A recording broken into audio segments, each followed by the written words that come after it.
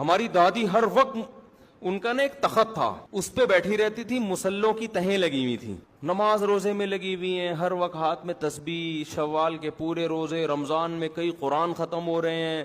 اور اللہ معاف فرمائے ایک ایپ تھا ان میں, پڑوسیوں کے جا کے ڈرامہ لازمی دیکھتی تھی, بس یہ ایک ایپ تھا ان میں. لیکن ڈرامے کے وقت بھی کیا چل رہی ہوتی تھی؟ تسبیح.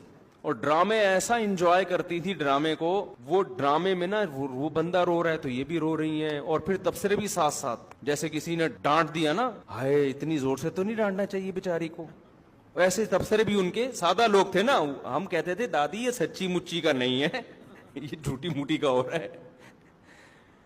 یہ ایپ تھا ان کے اندر. باقی کیا ہے؟ نماز, تہجد, دعائیں اور غموں پہ صبر کرنا. میری دادی نے مجھے بتایا کہ میرے پتہ نہیں 7 یا 8 بچے بچپن میں فوت ہوئے ہیں, 7 یا 8 بچے.